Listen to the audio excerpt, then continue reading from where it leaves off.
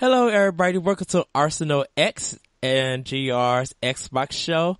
I am your host this evening or this day or whenever you hear this podcast, Eddie V. Joining me is the one and the only Mr. Jesse Douglas. Heyo. Yes. How you doing, Jesse? Pretty good.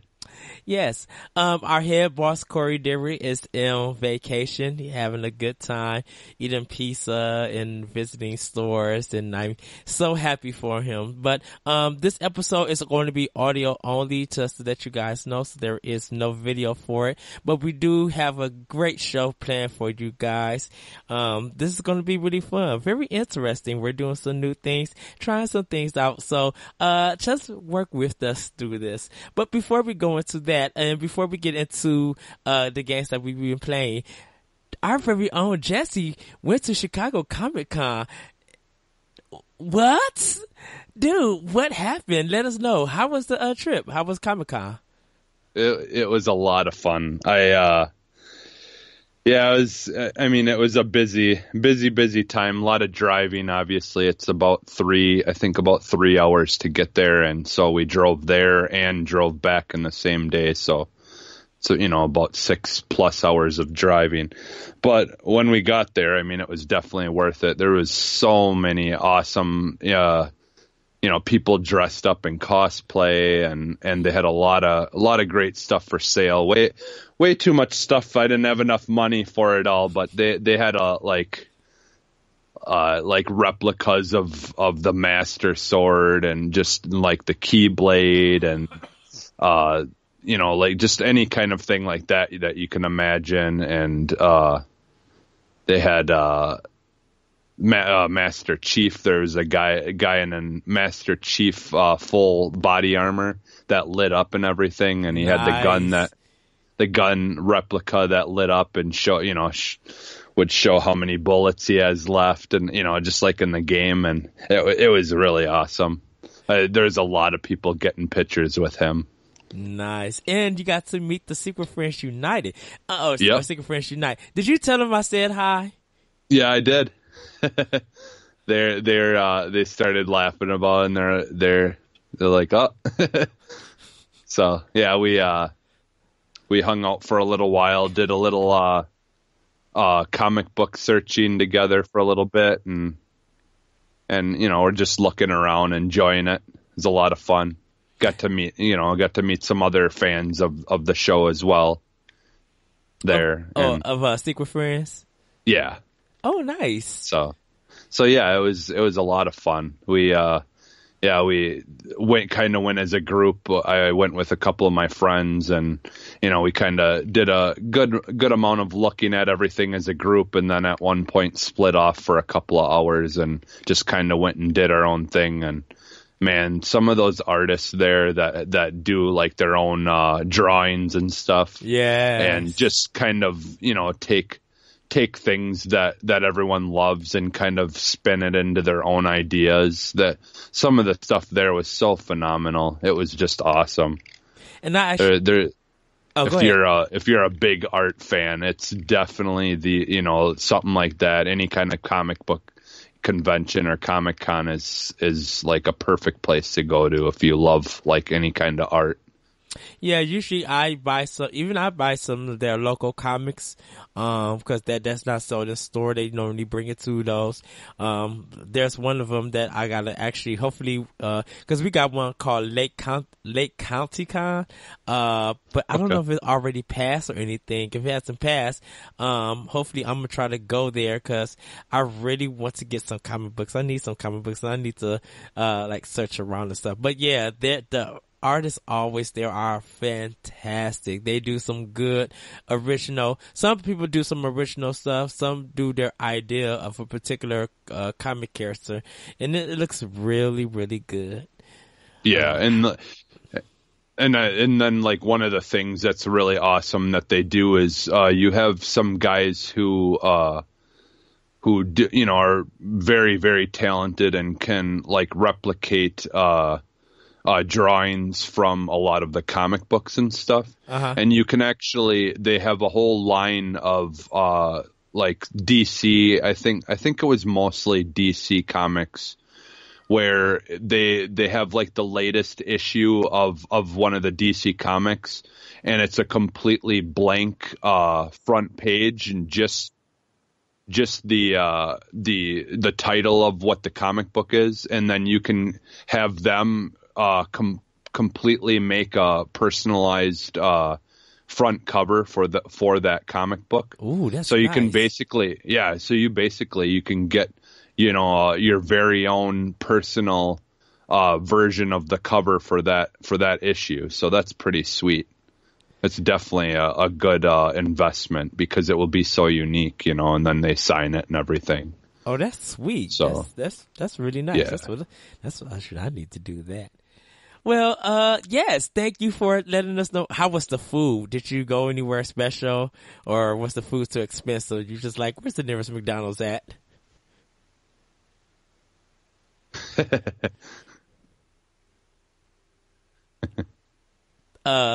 Jesse?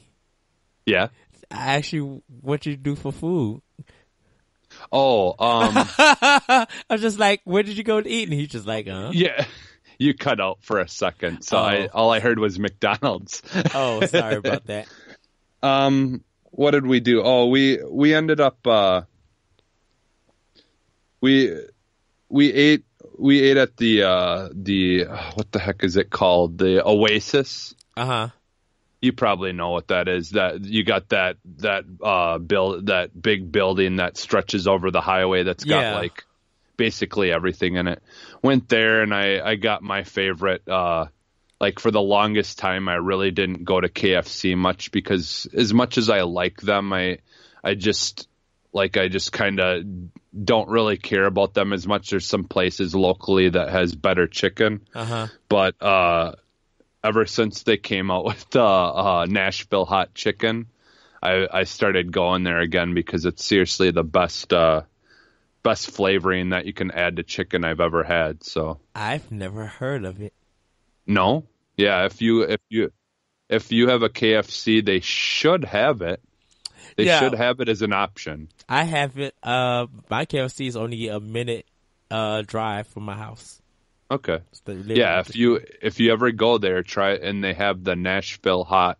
They have a whole line of Nashville hot, and then there's something gold. I forget what it's called, but they have those two different.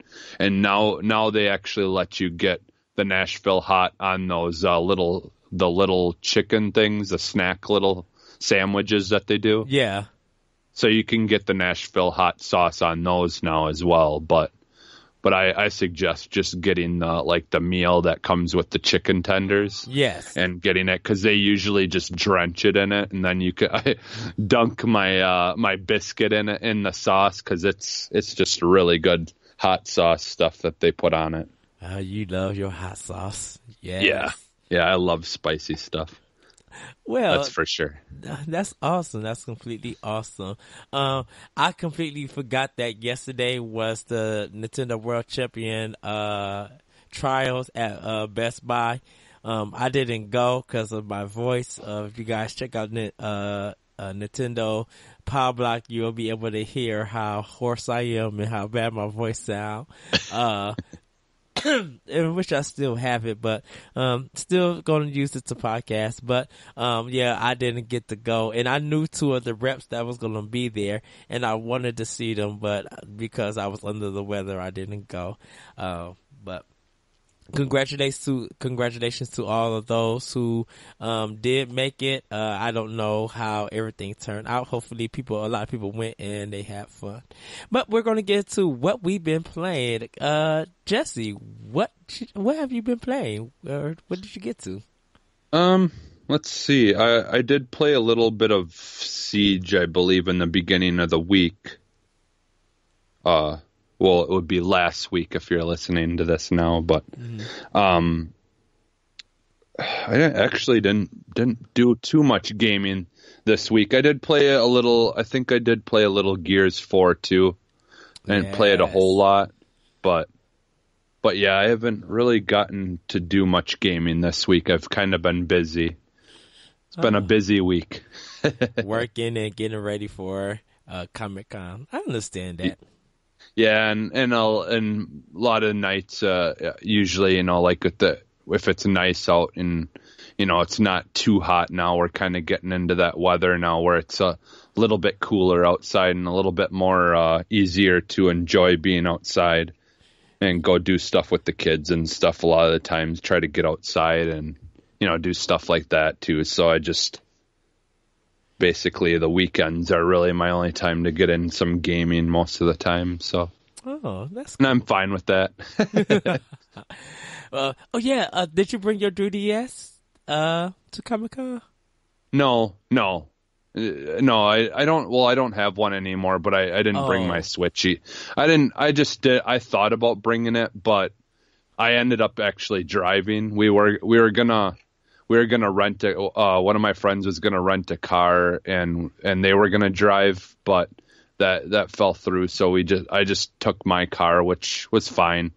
I don't mind driving, so I'm not afraid to get a little aggressive when it comes to driving. And once you get into Illinois, you have to be aggressive because otherwise you'll miss every single turn that you need to take. Because people there like to go, like, what is it, like 55, and you have people flying past you. Like yesterday, I had someone fly past me. He had to be going at least 100. Oh yeah, you'll have that. If they can find an open road without no police, they'll go fast. Yeah, and a lot of those big areas of the highway where it's 55, I haven't seen a cop once, and in those sections, the two or three times that I've went that direction. So. Okay. You were actually at the Oasis that you stopped by. You were actually probably about 10 minutes from my house. Actually. Oh, I was? Oh, okay. Yeah, because North Chicago is close to 294. So, okay. if I was at home and you was just like, hey, where do you stay at? And I gave you the address, you literally would have been like, oh, you're right here. Like, yeah, I'm like only 10 minutes. And then probably 15 more minutes when you get past a certain road called like Lake Cook Road. Toys R Us would have been a little bit right there, and okay. I would have been at work if you would have came. Like, okay, and I figured it was probably somewhere around in that area, but yeah, it was. Yeah, because I wanted to stop and see you, but we had to like. What were we doing? We were just like making up goofy songs, like parodying songs, like for probably a good hour of the drive back home because everyone was so tired and dang. Like, we were just trying to keep ourselves awake basically because we were exhausted from all the walking. What time did Comic-Con end? What time did you guys leave? We left around, I think it was like maybe around 7:00. Oh, I can't remember, but we were just so tired and exhausted. Like we just wanted to get on the road and get home. And of course it started raining and it was dark out, and I'm not used to driving out there. So we did a couple of times have to, missed a turn and had to go and do a big loop to come back to get back to where we're supposed to be going. Okay. So yeah, it was just kind of one of those things where if we had more time, I would have loved to come and visit you and stuff, but it was just it just sucked the life right out of you. There's so much going on at those things. It's stimulation overload. Yeah, I understand what you mean. Well, let me get to the games that I've been playing. I beat Horizon Zero Dawn for PlayStation 4. Really good ending, but once again, Sony cannot make good boss battles. They become very frustrating. Like, you enjoy most of the game, and then you'll get to that boss battle that you gotta sometimes keep doing over and over, cause it feels cheap and it doesn't feel balanced. Sorry about that, everybody. So, I finished that, playing Ys Origins, for PS4. Like, I'm 1/4 done with that game. I just like beat the third boss, and I had to die. That game, it's very weird because throughout the quest, you'll find like these items to help you, and you'll get stronger over time, and you could get through all of that with ease. But every time you could get to a boss, you'll end up dying because they don't tell you how, or they don't show you how to hit the boss. And so you gotta like do a lot of trial and error to see if they're taking off any energy and stuff. And it's so weird. But I just been enjoying that game. For Xbox, I've been playing Mass Effect Andromeda, getting through that, and been playing a little bit of Ikaruga and Gears of War 4. Still playing hardcore on that. Need to pick it up because I kind of want to do some little bit more progress. And I definitely want to touch down with you, Jesse, on that, so we could get some achievements and we could just yak as much as we want to and just like get through that game. Yeah. And then for 3DS, I've been playing Project X Zone 2. So funny. That game is just like good writing, but they do talk too much. But the fighting is good. The gameplay is really solid. I like just making the strategies of grouping people together and just seeing that if I'm standing close to somebody, I have two supports for me, so I don't have to really use all of my attacks. So I could have like up to 5 attacks with 2 other people and just level up after that, which is cool because every time you do damage or anything, or you get into a fight, you'll actually get some experience points, whether you kill them or not. So it kind of has that Fire Emblem vibe to it. So yeah, I kind of put Dragon Quest 8 on hold because I got stuck playing Project X Zone 2. Like, just really enjoying that game. I think I'm gonna drop back into Dead Rising 4. I am gonna jump back into Rise of the Tomb Raider on PS4 so I could collect some more stuff. I actually need to do that for Xbox One too. Collect some of the things that I've been missing. And I still gotta do the DLC on PlayStation 4. And then I'm going to be jumping back into Mafia 3. Want to get through that and see some themes and stuff, because there's just some games definitely that I bought from Black Friday of last year that I haven't like even played, like Deus Ex Mankind. That's still in the case, even though I installed it on my Xbox One. I still haven't started it yet, and I really want to get into that game. So and then my Wii U, I'm about to be hooking that back up. I know I promised to start playing the more Nintendo games, but I'm about to hook it back up and start Tokyo Mirage Session and play Paper Mario, and then play some other games to finish it, because I have a lot of them, like Assassin's Creed Black Flag. Like, I still need to play that and try to beat that game on Wii U. So yeah, the Black Flag, I never really got too much into the Assassin's Creed games, but I did play Black Flag, and it wasn't too bad. But I don't know what it is for some reason, because I was one of those suckers that bought Thief. Oh my goodness. And I played it, I guess it was okay if you're into that kind of stuff, but it just didn't end up being for me. I don't know. I guess those kind of game types just aren't for me or something, because it just didn't keep my interest. Oh wow. Well, so I'll probably, if I do play Thief, I think I'll probably go to GameStop and get it used. Yeah. Well, yeah, I mean, you could probably buy it for like $10 now or something, because I don't think it did very well. No, it didn't. Yeah, and like Far Cry 4 I also want to get into for PlayStation 4. I mean, for Xbox One. Cause I got it for PS3, but I just never finished it.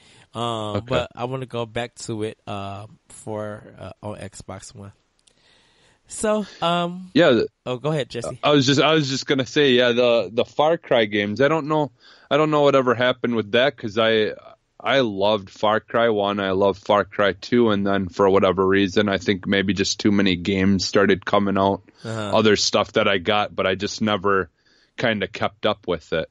3 But was I really do good. love the Far Cry games. They're a lot of fun. So They're weird. Like the older ones are weird because I played them. I played them and I was just like, I don't get this game. I'm like, something about it, I'm like, I'm lost. But I did play Far Cry 3. 3 is really, really good. I like taking over the towers and I like taking over the camps and stuff. Like, that was really fun. And pretty much, like, once you get and it always happens with me because this happened in the Division and, well, not the Division, more in Ghost Recon Wildlands. It's like, once you get the the sniper rifle and you can find a good angle, you can just start sniping mugs off.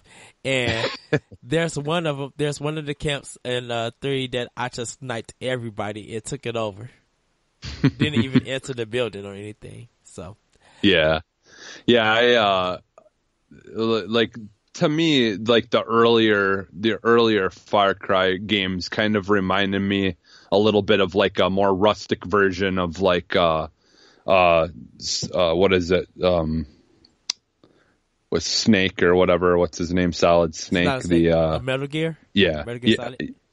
Metal Gear Solid. It's kind of, in a way, it kind of reminded me of that, but like a little more rustic version of it. But just because you kind of the different things you can, the different ways you can take out people and stuff like that, and but and those games too. That's another franchise, the Metal Gear Solid, that I absolutely love. The first one, like the first one, in my opinion, is still the only one that I have a lot of interest for. I just, because at that time when it came out, it was just so different and just so hilarious, like the hiding in a box and doing stuff to have someone come over and then try to take them out, and it was a lot of fun. Psycho Mantis reading your memory card. Ooh, yeah, you like Castlevania and Silent Hill, and then switching your controller to the second port to beat them. Yeah. It was a great game. And then I got the special weapons, so because I survived the torture. Okay. I got the special weapons and stuff, and I think I beat that game about 3 or 4 times, like over and over. So it was a great game, and like especially at that time, it was so unique, and just the comedy aspect of it was great. So well, everybody, we're gonna take a commercial break, and when we come back, we're gonna get into our Arsenal news. And with that, everybody, we will be right back.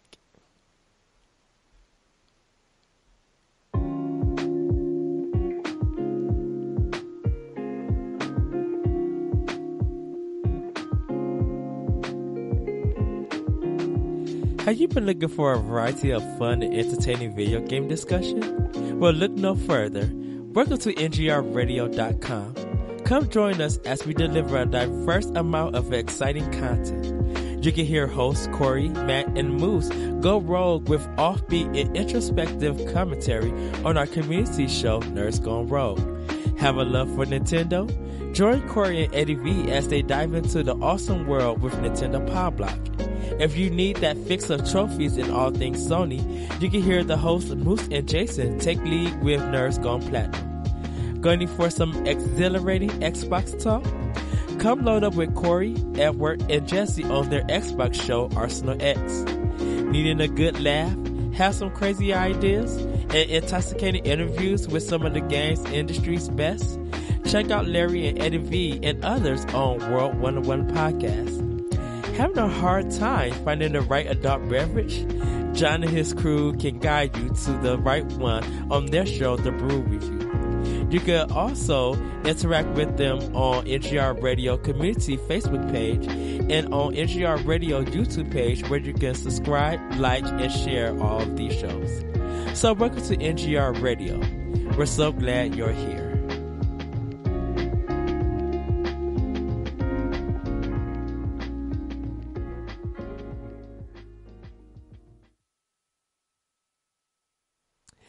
And everybody, we are back. So we're going to jump into some good old Xbox news. There was a lot of good news that came out. So yay for Microsoft with the pre-sales. They sold a lot for their Project Scorpio Xbox One OX edition.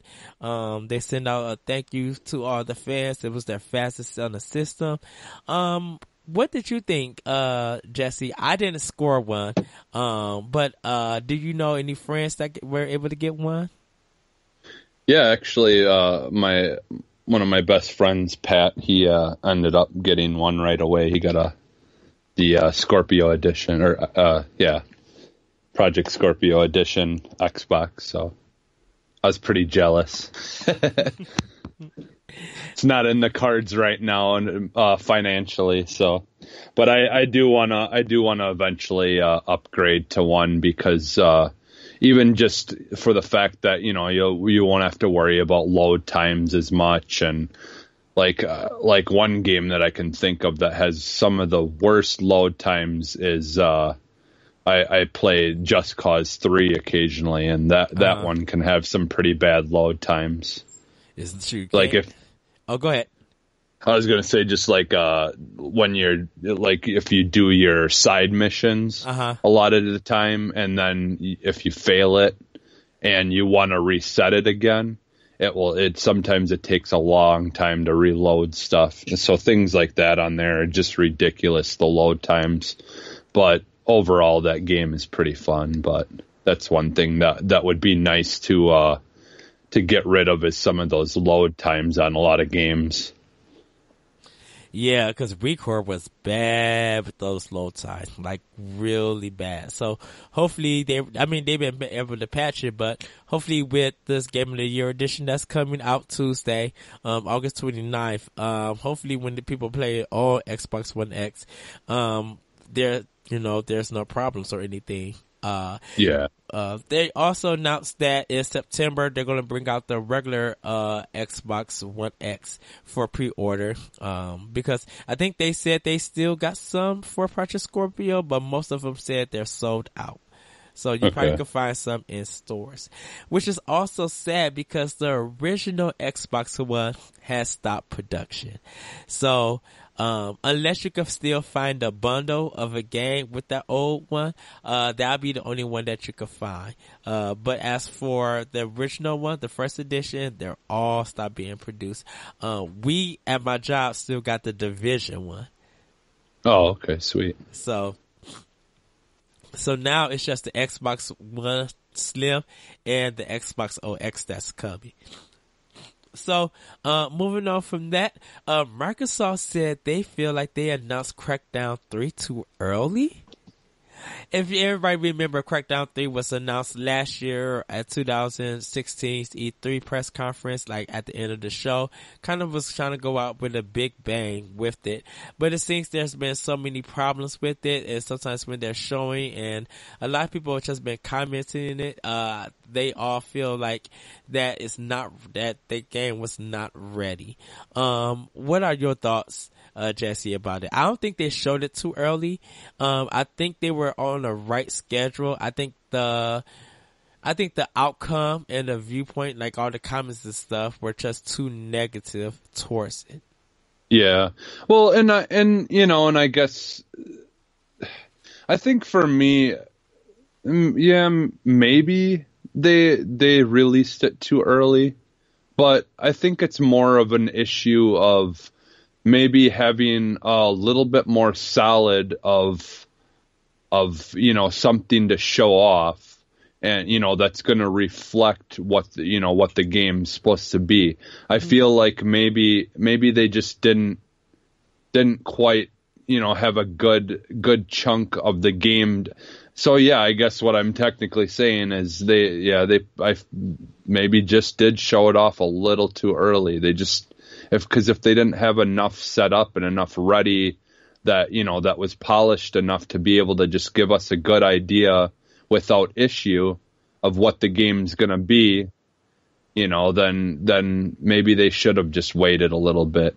I mean, even if they would have just gave it like another month or so. I mean, and showed it off during the Gamescom or something. Mm-hmm. And, or, just waited and didn't, I don't know. I just think that it's a shame. Because I want them to do good, because I want people to be able to have that game. Yes. The people that have been wanting one for years, Yeah. or, for a while now. And it's a shame. I don't want to give it any negativity, but yeah, they, maybe they did show it a little too early. Well, I think they were trying to go out with a bang, and just like you Yeah. said, people really wanted that game, so Microsoft was trying to give it to them. And of course, in development, you got optimization problems, you got bugs and stuff, and they probably weren't at a level of,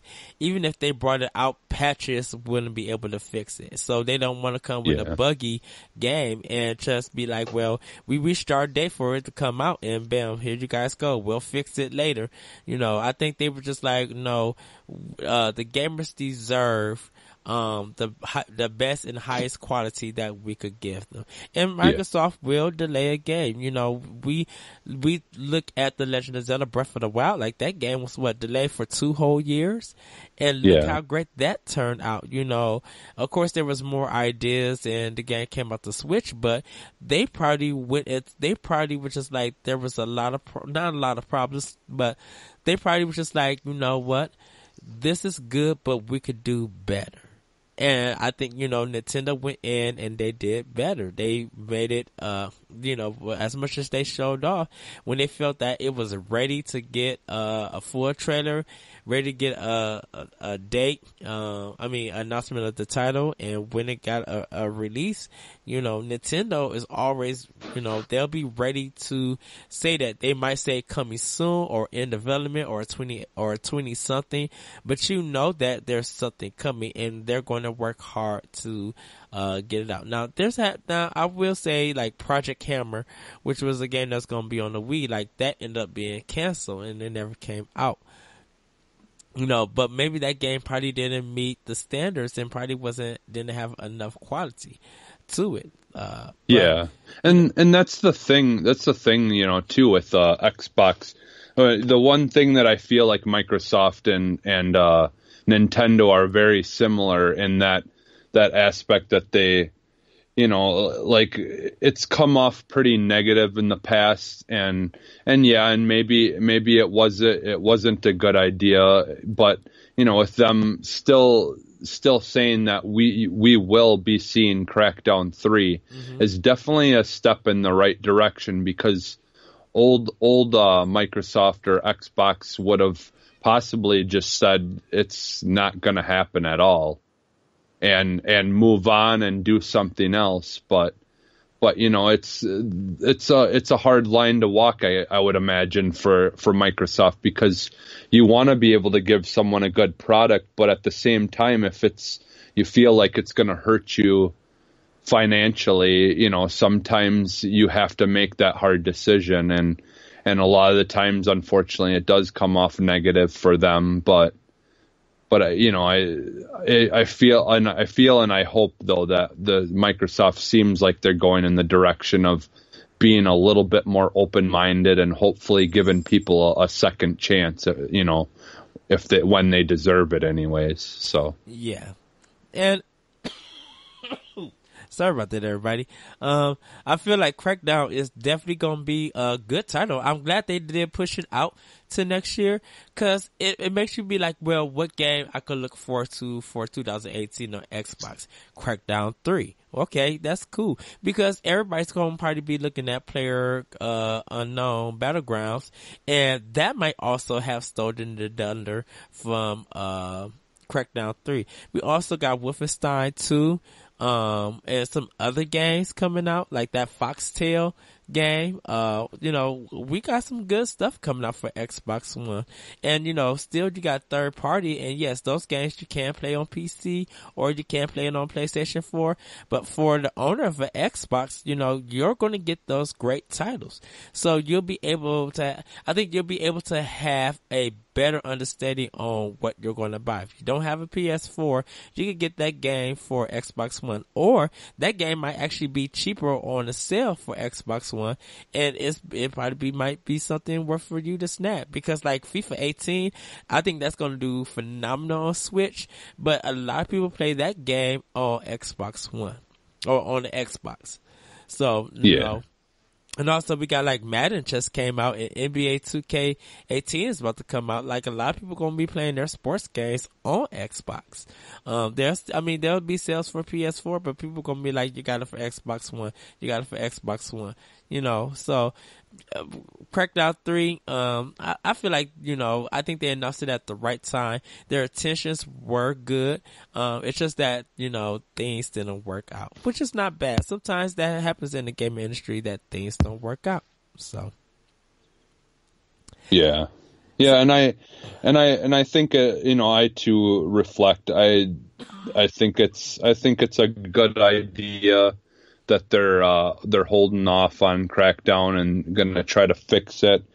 And, you know, and we've kind of mentioned it in the past that I think what they need to do is kind of, you know, start making it where their major titles, the Microsoft exclusive games, come out in those off times when all the other big third party games are kind of already released. And like that player unknown or whatever, that game is gonna be a beast of a game on Xbox. Yes, it's gonna be a beast. And if it runs better than the PC, or even at the same level on the PC, then yeah, you know, the only thing that everybody wants is hopefully crossplay comes to it, and when they release the final product, you know, everything is there intact. You know, getting Microsoft to help them finish the game and work on it, that's a big thing. That's really big. And I think that would be the one. I think that'll probably be the system seller for the Xbox One X for those who didn't pre-order.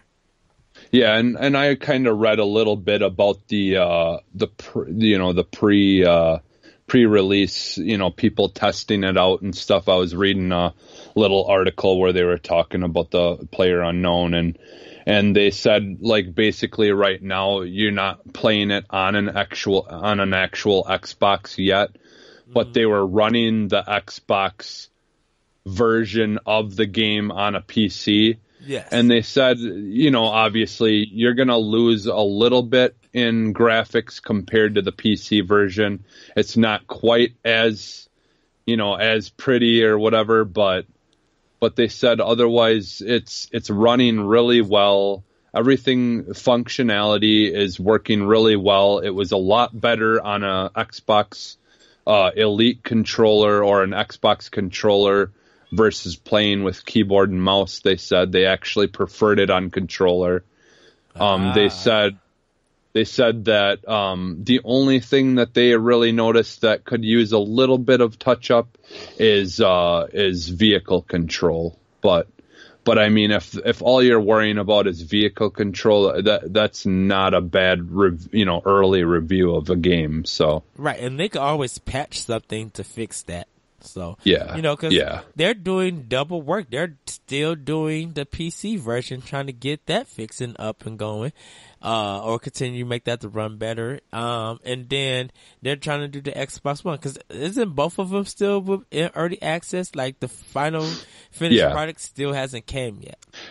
Yeah. I mean, it's basically, like when it's released, it's just gonna be basically a growing process where, as you know, as stuff rolls out, you know, then eventually if they do decide it to release to PlayStation, which we're not quite 100% sure about yet, but once it is a full-fledged finished project, then I do believe that, you know, they might move to the next step from there, if that means going to PlayStation or whatever. But so basically we, you know, much like I said before, it'll be a lot like people who started off early in Siege. Mm-hmm. That game has evolved immensely from the day that it came out. So it's gone from being a good game, a decent, unique first-person shooter game to being a phenomenal, very well-polished game. So Yes. You know what? I don't think Pug is going to come to PS4. I think it wouldn't run as good as the Xbox One version, even on the PS4 yeah, Pro. You know, and people will probably be like, "Oh, we need to play this in VR." And you know what? I don't think they have a strong enough team to bring that experience to PS4, because everybody's gonna be like, well, I want to play with the PC people, you know, Microsoft, they're gonna be like, well, we want to play with people on Windows 10, you know, we want to play with Steam users and stuff, and if we could do that, then why would I want the PS4 version, you know? yeah. Well, and that's that really is one big bummer for the PlayStation community.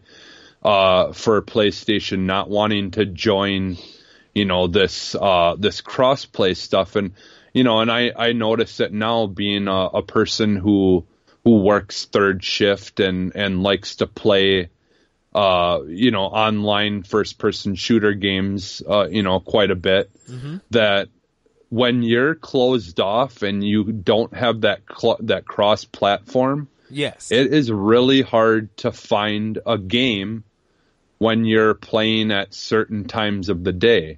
And that issue, I feel like, could be fixed, and it would really help any games like that come out if Sony was to join the cross play. And it's unfortunate for the people who make the games, and it's unfortunate for the people who want to buy them, because they're kind of stuck with having those certain times that if they really want to be able to get in a bunch of games and have opportunity to play, they've got to play during certain times, and that's it, Yeah, and because the thing about it is, if they could bring Pug to Nintendo Switch, and do crossplay with Xbox One and PC players, it's on the popping. PlayStation don't even have a choice. They'll have to jump on getting a crossplay, or they're going to have to be left behind, because people got their Switch and they're playing on their own tablet and probably playing in competitions and stuff. Dude, it's going to be like, probably not saying game of the year, but it's going to make that company more buku bucks. Yeah.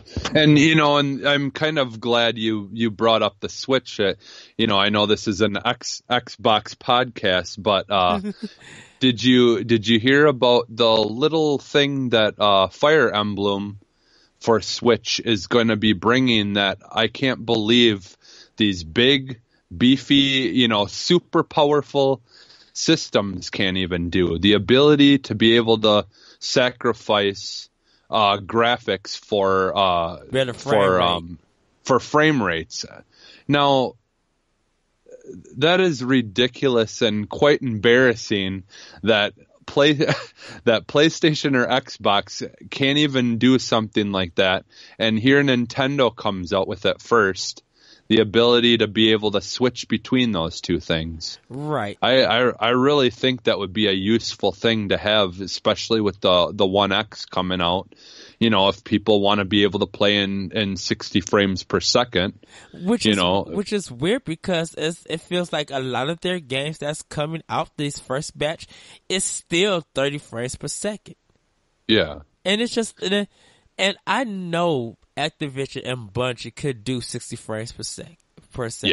Yeah. There's no way that Destiny 2, and definitely after playing the beta, that Destiny 2 feels that way at 30 frames per second. Like, it feels slow. Yeah, their argument was that they could do it 60 frames per second, but they said the world you'd be playing in would probably be similar to the first one, where it was kind of just a circle and there wasn't a whole lot going on. For the most part, it felt kind of empty. They said they kind of wanted to get away from that and give you a much broader experience. And that was the reason why they would have to sacrifice that in order to be able to give us 60 frames per second. But what if we got the game and it's still empty? yeah, well, but yeah, and that's a very good thing to be critical about when it comes out. If that is the case, if it comes out and it's just as boring and and empty as the first one, well, then we're gonna say, okay, well, what, where is your proof of this? Where is the proof that you truly did want to make this a better experience, and that's why we're only getting 30 frames per second? Because, and if that does happen, yeah, then I wouldn't be completely against people getting upset about it. So, because but we'll see, I guess. Because PC's going to have 60. PC's going to have their own. It feels like, oh, here's the console version. You guys are limited. But PC players, have fun. Do whatever you want to do. And that's just like, no, that's unfair to the console owners. And definitely for those who are buying it on PlayStation 4 for the exclusive stuff. It's just like, why are we held back? And they get all the good stuff because they got a graphics card that can handle it. But if Pro and OX are supposed to be powerful, very powerful systems, why can they not invest more money into making that system, performance be put to use? Because if Anthem looks the way that it is, and Anthem comes out at 60 frames per second, and what they showed in the trailer is what you're gonna get on the game, that's gonna make Destiny 2 look old. Yeah. Oh, go ahead. Well, and that's the thing, going forward, for right now, and maybe it's the case that that it's so early. The 1X isn't quite out yet. Mm-hmm. And maybe that's just it, because every system, when those first games come out for that better hardware, they're almost always still only running on the lower end from the last system. And maybe that's the case.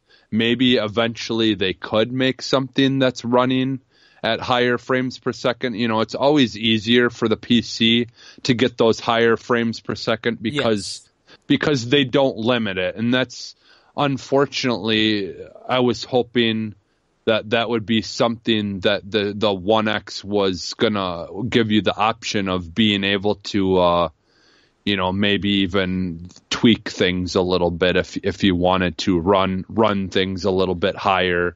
But it's probably a little too hard to do that, because then you're just basically making a PC. But I think, maybe it is just, it's so early, and let's be honest, they're not really working with Xbox. They're working with Sony mostly. They're closer to them with production than they are with anyone else, really. But I mean, I guess we'll find out. That will be the tell, once these other games start rolling out, and if we're getting high frame rates and amazing graphics, well, then we'll just have to say, well, what's the excuse?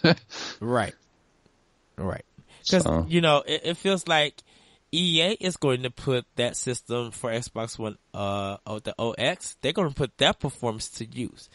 And if like I said, if Anthem could move as fast as Titanfall 2, it would be in a good spot. If Anthem moves almost slow as Destiny, but just works better on Xbox One X, it's going to be like, well, Microsoft, what about all the stuff that you promised us, like this 4K, this UMHD, or streaming up to 4K and all this stuff? Just like, you got the most powerful consoles system out there, but these third-party developers are not developing and putting that power to use. Yeah. So... But we just got one more story, and then Jesse has something to tell you guys. Cuphead is coming, September 29th.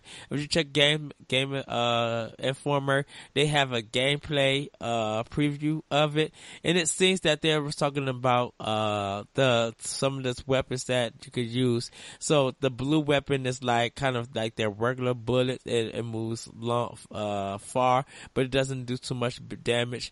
Where it looks like the red bullets is like your spread gun in a sense. And they were just saying that the game is very difficult. So it is some trial and error, but they said they had fun dying and redoing the game. So they get like a 15-20 minute trailer that you guys could check out. I don't know if you was able to see it, Jesse. But no, I was having issue with the player on the Game Informer webpage for whatever reason. I was having an issue with it. So I didn't end up getting to really see it. Okay. Yeah, I wonder if they threw it up on YouTube also. Yeah, that's what I'll check. I'm definitely going to try to check there because I'm so excited about this game, and it's very inspirational. I really do enjoy what I've seen of it so far and stuff, but I do want to see some more on it. And this was a game that was delayed multiple times so that it could get to where it's at, and it looks like that delay did it justice. Like, I'm hoping for a good 9 to 10 hour game. Of shooting crazy things and just dying a lot.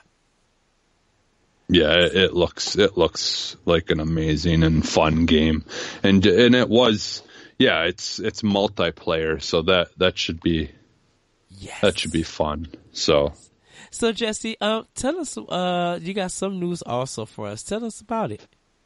Yeah, something little.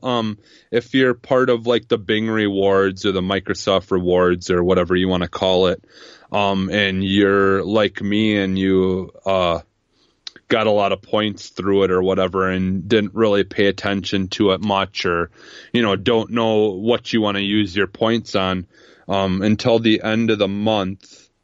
If you're interested in it and wanted to try out Groove, for 200 of those points, you can get 3 free months of Groove, and you can only do that once. And then, it's kind of like a thing that gives you an option. Once you've done that, then it no longer is an option. But then there's also, for 100 points, you can also get a free month of it.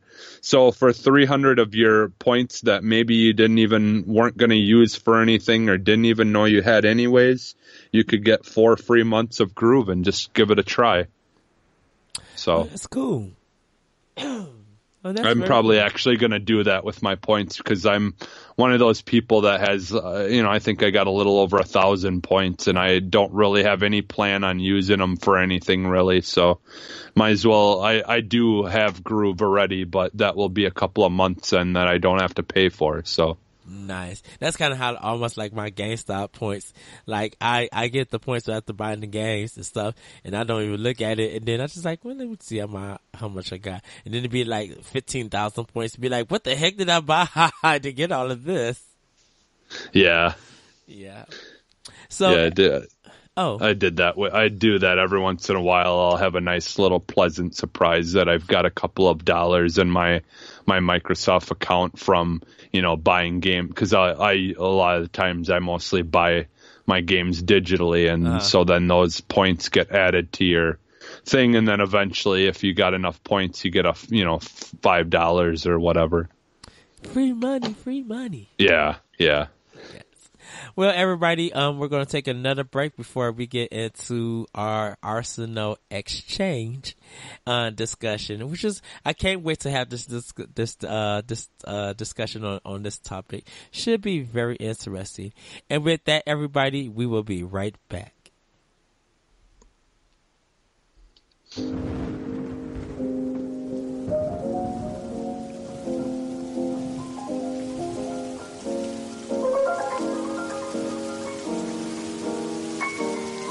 Are you still recording then, or?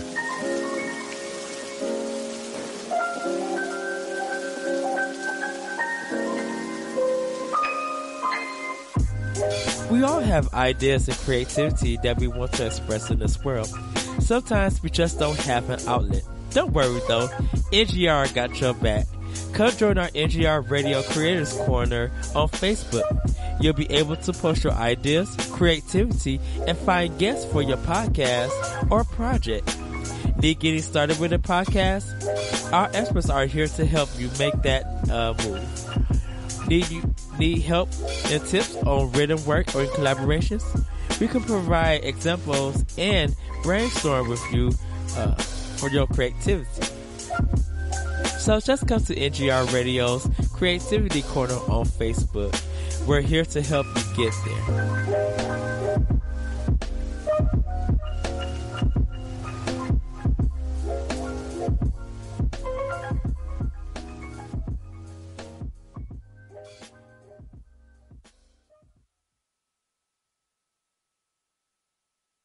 And we are back, everybody. So, before we get into our topic, kind of want to let everybody know that there are a lot of games that are coming out for Xbox, and for PS4 and Nintendo Switch. So, sorry about that, everybody.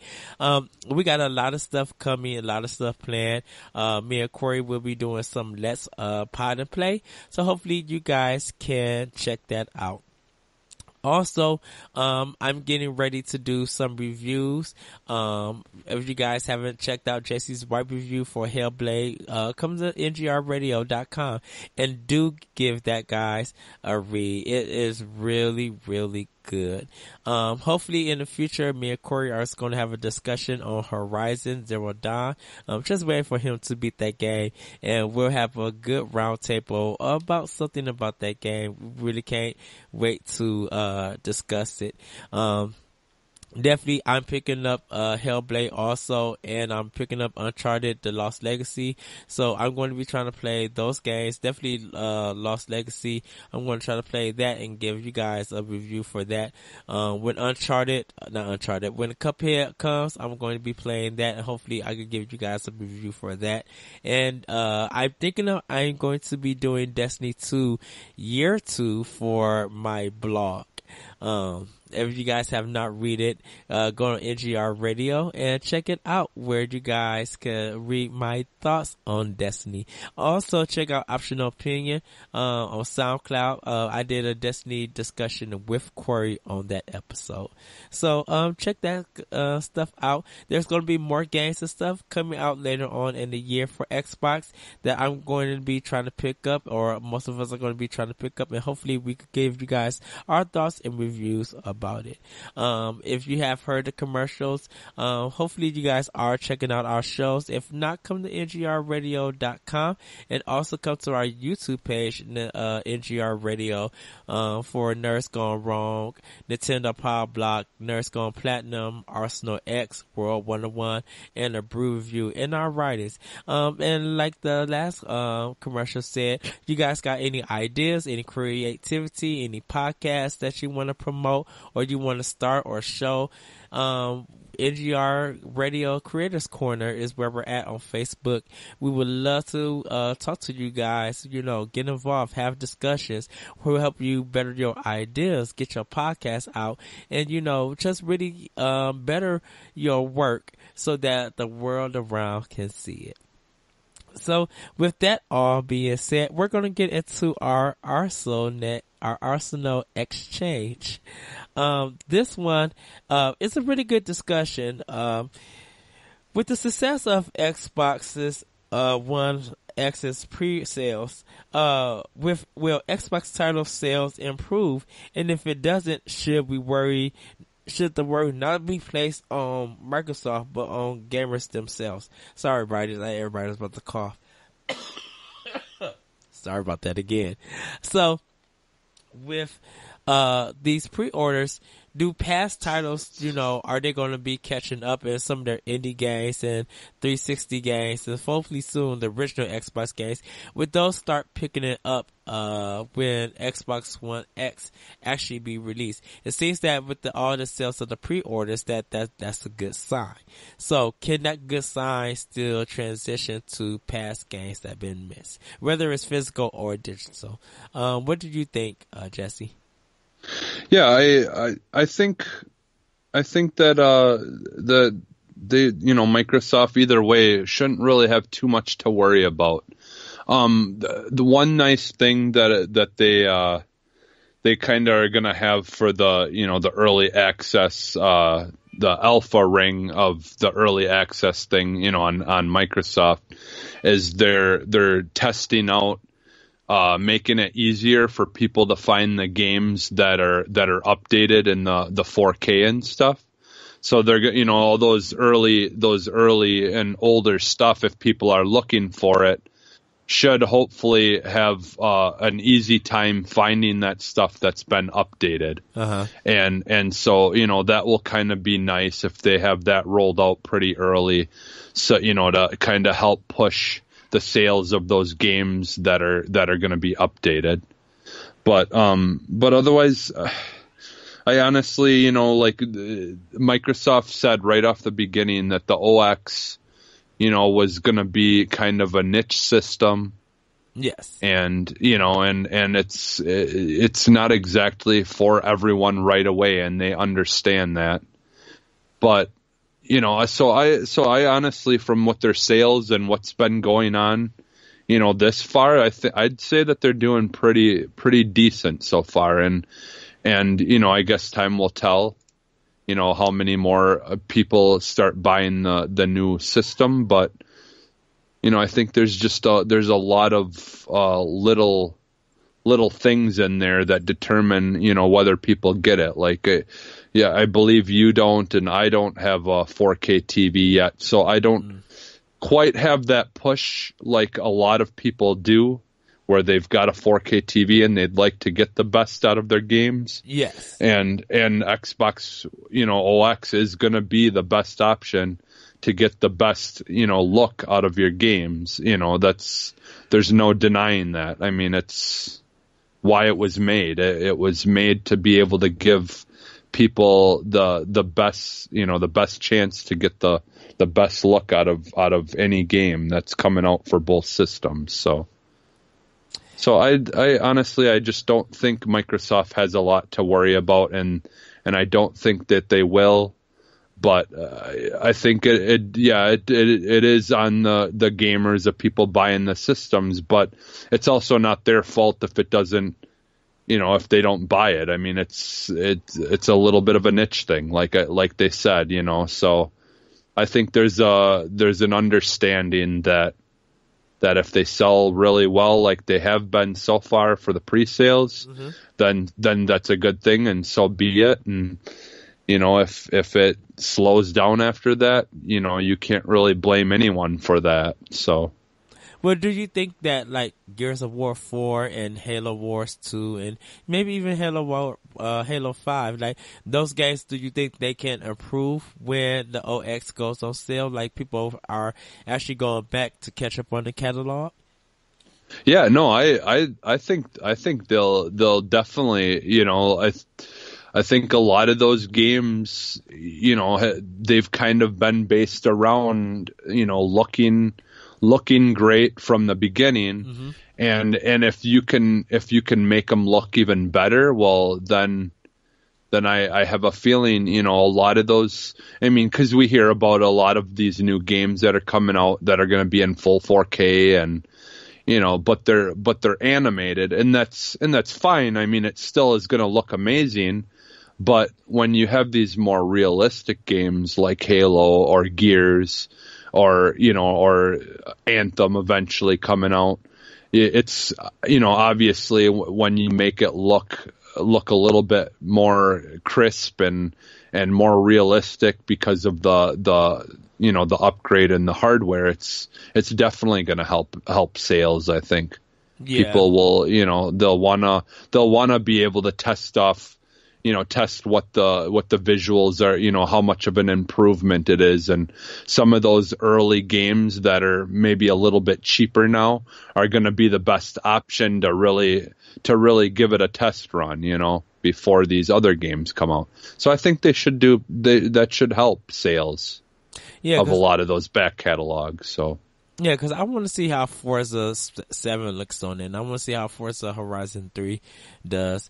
Because a lot of people keep saying that, well, what game, well, since most of for a third party, it's coming to PlayStation 4, I'll get that. And I always feel like, well, if the game is cheaper on Xbox One and you're getting a better deal, why buy it on PS4? Like, if I'm able to pay $40 and it's still, like $60 for a new copy at, let's say, Target or something, I would go and get the Xbox One version.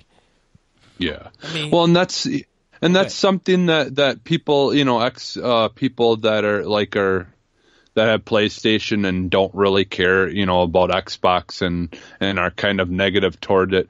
They seem to gloss over the fact that the majority of games that people buy are on both systems. And if you have the opportunity to buy a system that's far more advanced and it's going to make that same game look a lot better, well, you'd want to have that system that's going to give you the better, the most out of that game, in my opinion. That's my main reason that I would like to upgrade to one, is because even though I play a lot of games, I do like the Halo games and the Gears games, but I also play a lot of third party games, and if it's going to look a lot better on there, well, then that's the system I'm going to want to have. yeah, and like for me, like there's some series that I have on one that I don't have on PS4, and if I could get it on Xbox One, I feel like, well, I have a game that I'm going to play, and if I do decide to upgrade to the OX, like if my one just decided to go out and I upgrade to the OX, it's going to look better on it. Like, cause I even feel like with the PS4, it's a little bit dated.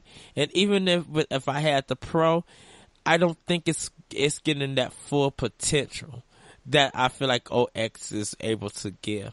And when 4K TVs become more available in this price, that people could, buy one, like buy after like Black Friday and stuff, then we'll be able to tell the difference. Then we'll be like, okay, our investment in the OX is now coming into fruition than our PlayStation Pro was. I mean, Yeah. PlayStation 4 is fine, but I feel like the OX is going to beat both of them.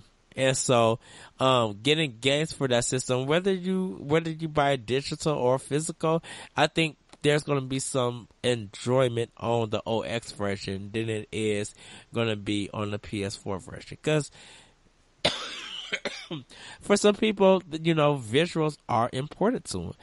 And if they could get that visual fidelity on OX compared to tricks being played with the PlayStation 4 Pro, I might as well just show off a beautiful game that used a particular art style on OX than over 4, because we're going to be seeing the comparison pictures between Pro and on OX. And we're probably going to be watching it on our 4Ks and be like, okay, now I can see the difference. Because like right now, you cannot see the difference on 1080. But with 4K, you'll be able to see that difference.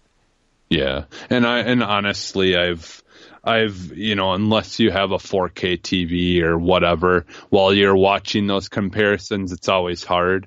But even in the time of the 1080p, like when people would show the, between 360 and the PS3 and stuff, the difference is so minuscule that it's like, why either, no matter what side you're on, if you're on the 360 side or the Sony side, you just sound ridiculous, like making a big deal out of something that's like just not a big deal, in the difference. But yeah, this will be a time that we may finally have something that is going to show enough of a big difference that it can't be denied. So. Right. And I guess we'll see. and that's why I said, like, for me, I have some series on different systems. Like, Rise of the Tomb Raider and Tomb Raider, I have on Xbox One. But I only have Rise of the Tomb Raider on PS4 because it was cheaper on Black Friday. I didn't need it, but I got it because it was anniversary and they had the DLC. So I'm just like, well, I'm really getting it for the DLC because I've beaten this game multiple times and stuff. Yeah. But you know, when I feel like with the X, because of the controller, it's better for me over the PlayStation 4, but you know, PlayStation 4 will have some games that's not going to be on Xbox. And I think with OX, even if we surpass the visual aspect of it, we got, like we talked earlier, we got Crackdown 3 coming. We got, Sea of Thieves coming, and we probably got some more games that they announced or that they're planning to announce that's coming. Like for PlayStation 4, I was telling Moose this. I was just like, yeah, Uncharted and Hellblade and Knack 2 are going to be my must-haves for PlayStation 4, but what else is there? I'm like, I pretty much have to go back and get some backlog games, but like, I'm not going to be playing Battlefield. Call of Duty don't interest me. You know, I'm going to have a Switch, so I'm going to be working on getting games for that, indie games. Yeah, with the Switch alone, there's so many games. I mean, just for the Switch, so it's, yeah. So, I mean, I feel like the only game that I know for 2018, but I know I'm not getting, it's going to be The Last of Us. Like, I don't have a clear date on when Detroit Become Human comes out, because if it doesn't come out this year, like a surprise like release, then I have to get it next year. And then that would be the only party PS4 game that I get after the Secret of Mana remake. Like, yeah.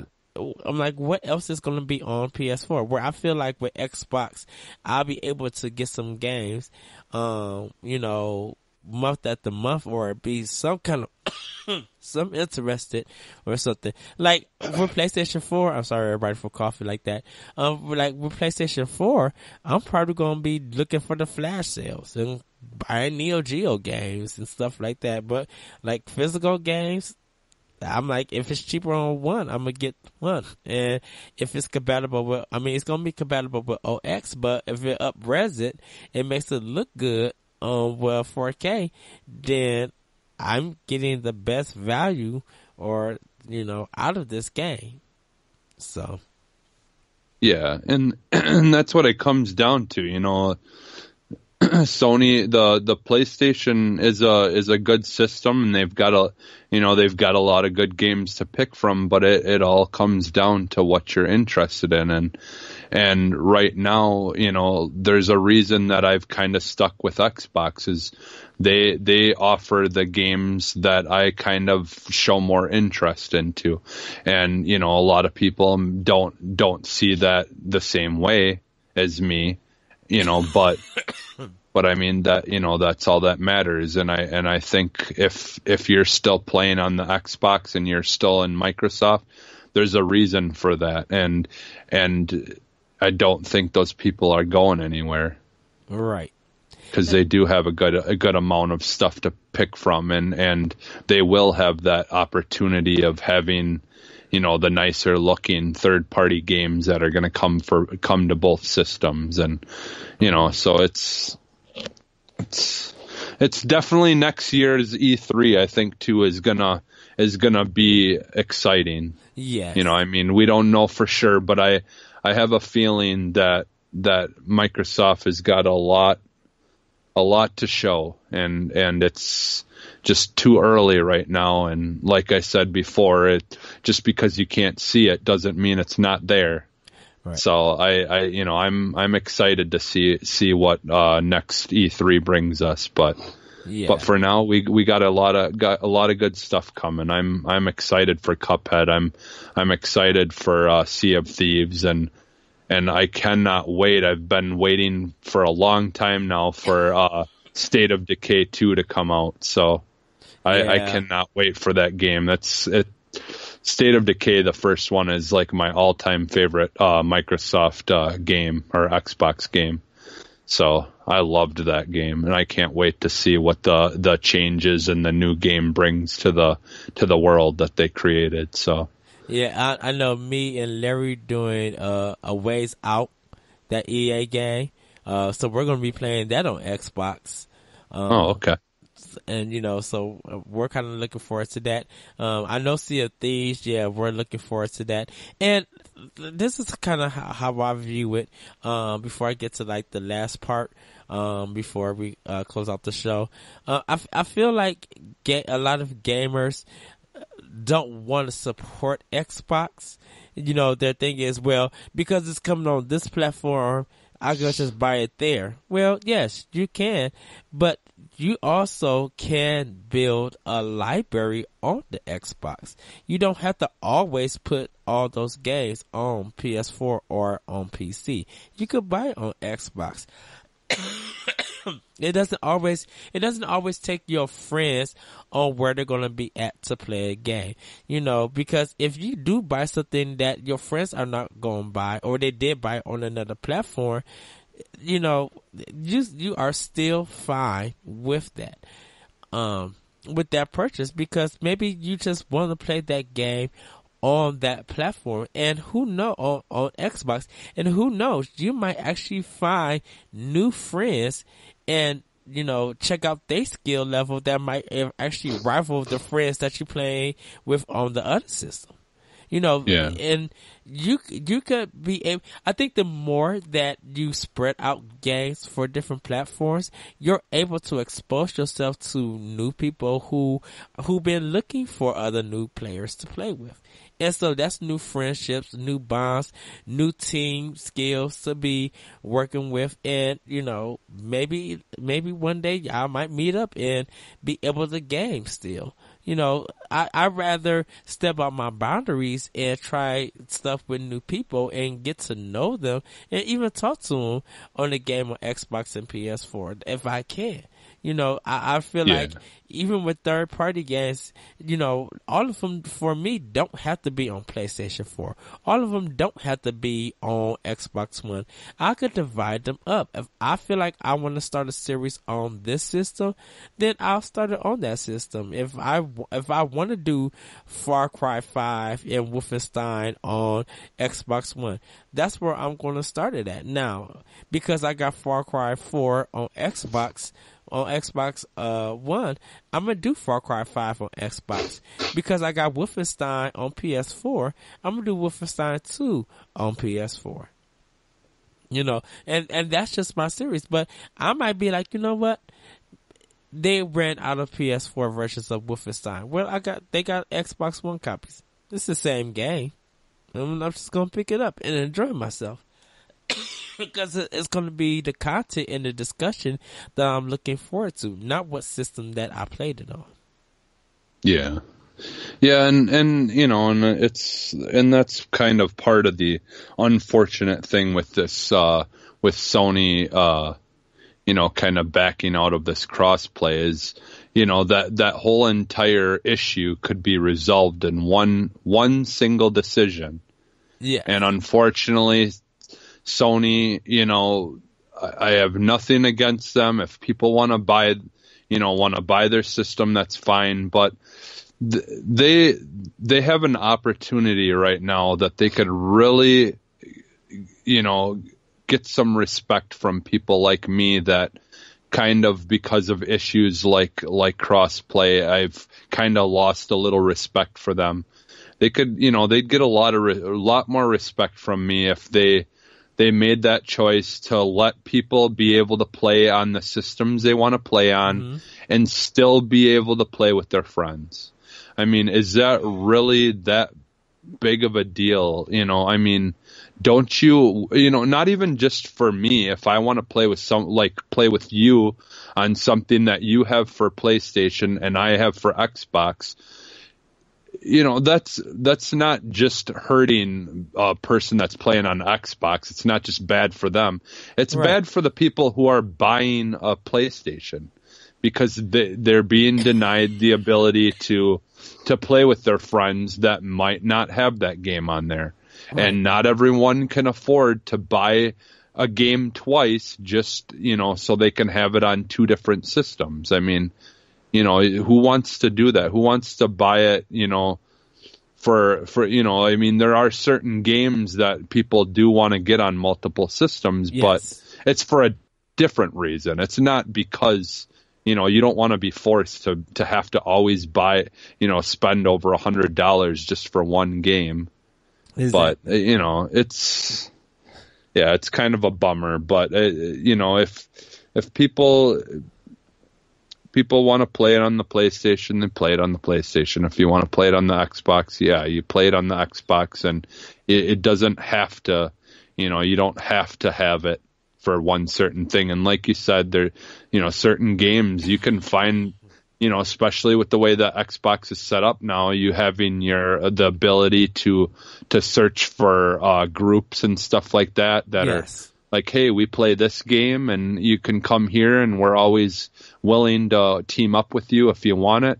It's so much easier to find people online now that you can team up with and stuff. And even if they aren't your personal friends, you might, meet some new people. So Yeah.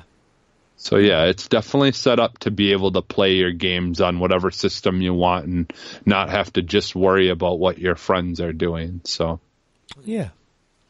Well, sorry about that, everybody. With that, that's going to conclude our show. Jesse, where can we find you? In the NGR community, and I'm also on Twitter, sub_humanist.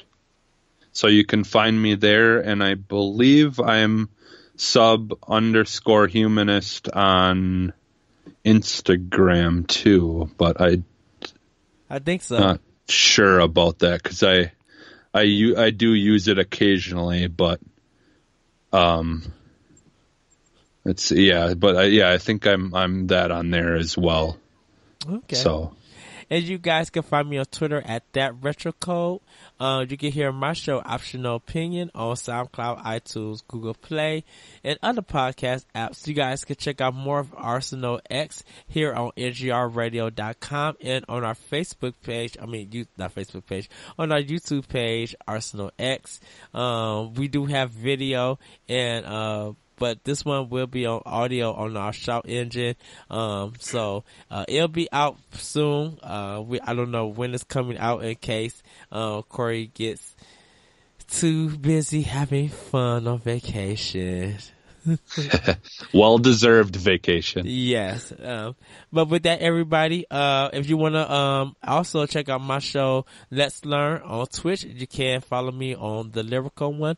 If you guys want to free me on Xbox, I am The Lyrical One, capital D-A, capital L-Y-R-I-C-A-L, the number 1. I would love for you guys to come and join me and chat with me and probably play Gears or Ikaruga or whatever online game that we both could play. Thank you, Jesse, once again for a great episode. It was good just podcasting, just us two talking about Xbox. Yeah, and really quick on Instagram, I'm sub_humans. It's a punk band I listen to. They're the Subhumans.